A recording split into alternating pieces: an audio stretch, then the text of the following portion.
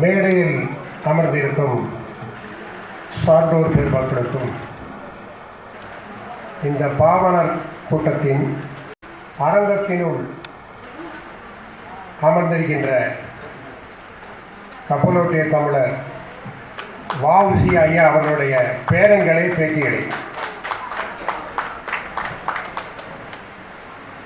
ஐயா அரங்காவலர் ஐயா என்னை கப்பலோட்டிய தமிழுடைய பேரன் சொன்னாங்க. அவர் குடும்ப சொத்து அல்ல, உலகத்தின் சொத்து. நீங்கள் எல்லாரும் பேரன் பேரலாம், அதுதான் உண்மை. இன்று நம்முடைய பாவனர் ஐயாருடைய பிறந்த நாள் நிகழ்ச்சியை இந்த பாவனர் கூட்டம் மிகச் சிறப்பாக கொண்டாடி கொண்டிருக்கின்றது. 2002 இது தொடங்கப்பட்டது. அன்றிலிருந்து தொய்வில்லாமல் எல்லா விழாக்களையும் மிகச் சிறப்பாக நடத்தி கொண்டு வருகின்றார்கள். அதுக்கு ஊர் மக்களுடைய ஆதரவு நிறையா இருக்குது. இப்போ நாம் சொல்லிகிட்டே இருக்கோம் பாவனர் பாவனர். அன்புக்குரிய கப்பலுடைய தமிழர் பேத்திகளே, இங்கே கல்லூரி மாணவிகளே, இங்கே கொஞ்சம் காது கொடுங்க. அன்புக்குரிய சிவிச்செல்வம் மிகப்பெரிய செல்வம். வள்ளுவர் சொல்றார், அன்பு கூர்ந்து கேட்டுக்கிறேன், எல்லா சொல்லும் பொருள் குறித்தனவே என்று தொல்காப்பியர் சொல்கிறார். கிட்டத்தட்ட ஒரு 4000 ஆண்டுகள் பழமை வாய்ந்தது. 7000 ஆண்டுன்னு சொல்றாங்க. எல்லா சொல்லும் பொருள் குறித்தனவே. இந்த சொல்லு இப்ப இருக்கா இல்லையா? எல்லா சொல்லும் பொருள் குறித்தனவே இப்பவே இருக்கு. 4000 ஆண்டுக்கு பிறகு இந்த சொல்லு இருக்கு, அழியல. எத்தனையோ சொற்கள் அழிந்தப்பட்டன.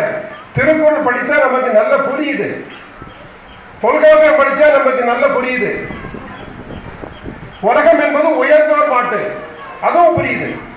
அப்ப ஏன் படிக்க மாட்டேங்கிறோம்? தொல்காப்பியத்தை படிக்கிறோமா? அது தமிழனுடைய உயிர். அது திருக்குறள் படிக்கிறோமா? அது தமிழனுடைய அறம். இந்த ரெண்டும் இல்லைன்னா தமிழ் மொழி பாடுபட்டிருக்கும். ஒரு சின்ன சொல்லு நீ கேட்கிற, பாவாணர் யாரு, அவர் என்ன செய்துட்டாரு, சொல்ல ஆராய்ச்சி பண்ணாரு, சொல்லுடைய வேரை கண்டுபிடிச்சார். அது என்ன வேறு? ஒரு மரம் இருக்கு, மரத்துக்கு வேர் உண்டு. ஆணி வேர் இருக்கு, பக்க வேர் இருக்கு, சல்லி வேர் இருக்கு. அப்ப மரத்தினுடைய வேர் படிக்க தெரியாது, மரம் மட்டும்தான் தெரியும், அவருடைய கிளைகளும் இலைகளும் தெரியும், ஆனால் வேர் தெரியாது. அதுபோல ஒரு சொல்லுக்குள் வேறு இருக்குன்னு கண்டுபிடித்த பெருந்தகை பாவாணர். இன்னும் சுருக்கமா வேணும்னா ஒரு குச்சி எடுத்துங்க, 2ஆ உடைச்சிட்டு ஒரு குச்சி தூக்கி போட்டுருங்க. இன்னொரு குச்சியை கையில் வச்சு அதை 2ஆ உடைங்க, அந்த 1 தூக்கி போட்டுருங்க.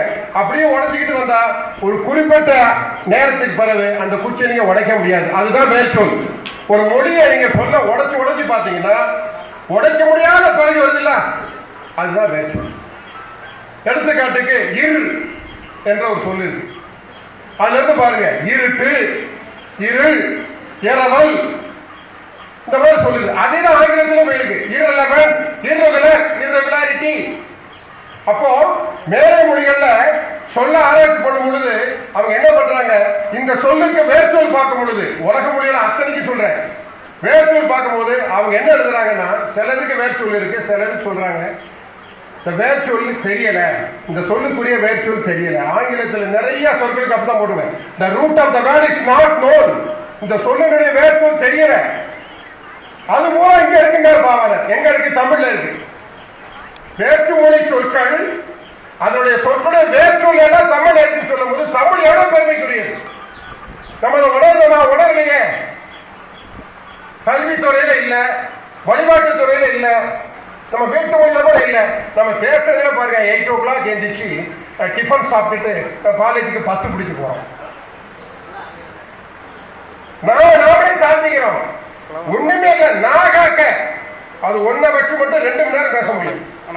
நாகாக்க நாவை காத்து உண்ணும் பொழுது நாவை காத்துக் கொண்டால் உடல் வலுப்பெறும். பேசும் பொழுது நாவை காத்துக்கொண்டால் உறவு வலுப்படும். இதான் ஒரே சொல்.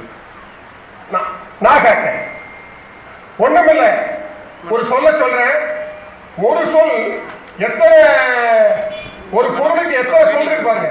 இப்ப மனைவின்னு சொல்றேன், மனைவிக்கு வேற ஏதாவது சொல்ல முடியுமா? யாராவது இல்ல.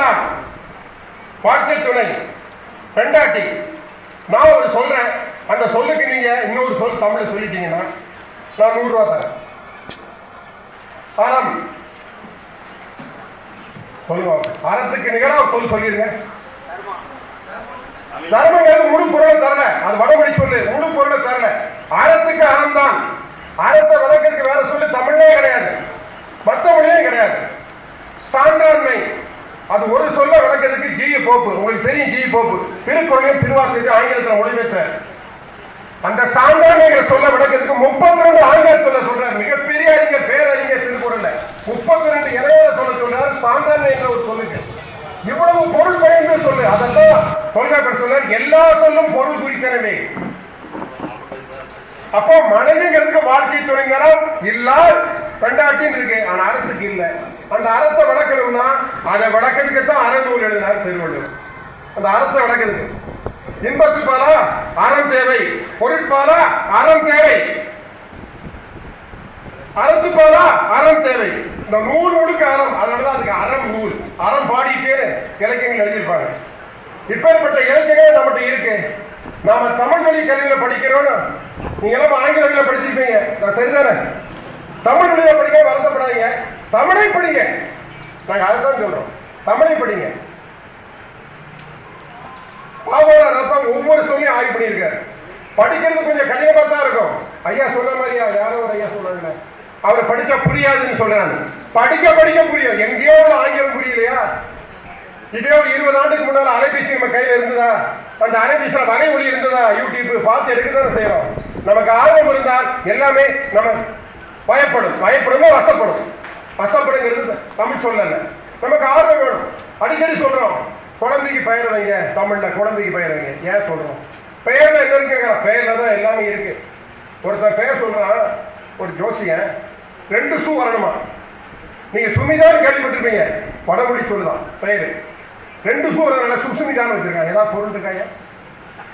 பூவராகன், அதுக்கு பொருள் என்னன்னு பாருங்க. பூவராகன் நிறைய பார்த்துருப்பீங்க. நிலப்பன்றி, பூனா நிலம், பராகன்னா பன்றி, நிலப்பன்றின்னு பெயர் வைக்கலாம். இது அசிங்கமா இல்லையா? இந்த மாதிரி பேர் வச்சுட்டு இப்போ கீழடியில் ஆராய்ச்சி நடக்கு, சிவகலையில் ஆராய்ச்சி நடக்கு. ஐயா ஒரு இடத்துல சொன்னீங்களே, ராஜாபாளையம் பக்கம், அங்க ஆராய்ச்சி நடக்குது. ஆதிச்சனோட ஆராய்ச்சி நடக்குது. அங்கெல்லாம் தோண்டி எடுக்கிறான். தமிழர் நாரியம் எப்படி சொல்றான்? அதுல ஆதன்கிற பெயர் இருக்கு, தமிழ் பெயர் ஆதன். எழிலன், எழிலி இருக்கு, அந்த மாதிரி பெயர் இருக்கு. இன்னும் ஒரு 1000 ஆண்டு கழிச்சு இந்த உறவு பக்கம் தமிழ்நாட்டில் எங்க ஆராய்ச்சி பண்ணும்போது என்ன பெயர் கிடைக்கும் நினைக்கிறீங்க? தினேஷ், ரமேஷ், சுரேஷ். அவன் என்ன சொல்ல தெரியுமா? ஏய், இது தமிழர் நாரியமே இல்லடா, இது வடக்கிந்திய நாரியம். சொல்லுவானா சொல்ல மாட்டானா? பெயர்ல என்ன இருக்குன்னு கேட்டீங்களே. நல்ல தமிழ் பெயரை பிள்ளைக்கு சூட்டுங்கள், நான் ஒரு தமிழன் என்று அடையாளம் காட்டுங்கள். நல்ல தமிழ் பெயரை பிள்ளைக்கு சூட்டுங்கள், நான் ஒரு தமிழன் என்று அடையாளம் காட்டுங்கள். நல்ல தமிழ் பெயரை பிள்ளைக்கு சூட்டுங்கள், சொல்லி அழைக்கும் போதே இன உணர்வு ஊட்டுங்கள். சுவை மிகும் தமிழினை வானில் ஏற்றுங்கள், சொல்லி அழைக்கும் போதே இன உணர்வு ஊட்டுங்கள். சுவை மிகும் தமிழினை வானில் ஏற்றுங்கள். நல்ல தமிழ் பெயரை பிள்ளைக்கு சூட்டுங்கள். உங்க இல்ல நிகழ்வு, உங்களுடைய நாளைக்குன்னா நீங்க திருமணம் பண்ண போறீங்க, உங்க திருமணத்தை தமிழ்ல நடத்துங்க. எங்க அப்பா வச்ச பேரை மாற்ற முடியுமான்னு கேட்குறீங்க, புனைப்பேரில் இருக்கலாமே, தப்பு இல்லையே. உங்க வீட்டு நிகழ்வுகள், அடுத்து வரக்கூடிய நிகழ்வுகள் எல்லாமே தமிழ்ல பண்ணுங்க. தமிழ் அழிந்தால் தமிழர்கள் அழிவார்கள், தமிழர்கள் அழிந்தால் தமிழ்நாடு அழியும். இந்த 3 ஒண்ணு சார்ந்திருக்கு. ஆகவே தமிழில் பெயர் சூட்டுவோம். நாம் கட்டக்கூடிய வீடுகளுக்கும் அலுவலகங்களுக்கும் நல்ல தமிழில் பெயர் வைப்போம். இதற்காக தான் முன்னோர் வாழ்ந்திருக்காங்க, உயிரை கொடுத்து வாழ்ந்திருக்காங்க. பாவாளர் புகழையும் தமிழ் தொண்டர்கள் எத்தனையோ இருக்காங்க. அது பூரா நாம நிலைநிறுத்தணும்னா நல்ல தமிழில் பேச வேண்டும், நல்ல தமிழில் எழுத வேண்டும். என்ன சிக்கல் இருக்கு? 6000 கால் தொலைவில் உள்ள ஆங்கிலத்தில் பேசுறோம், ஏன் இதுல பேச முடியாதா நம்ம தாய்மொழியில என்று கூறிக்கொண்டு பேச வாய்ப்படுத்த அத்தனைக்கும் நன்றி கூறி அமைகின்றேன். எனக்கு இந்த தகைசால் தமிழர் என்ற பட்டம் கொடுத்தது நன்றியை தெரிவித்துக் கொள்கிறேன். நான் அப்படி ஒன்றும் பெருசா செய்யல, ஆனா அவங்க அப்படி நினைக்கிறாங்க. நன்றி, வணக்கம்.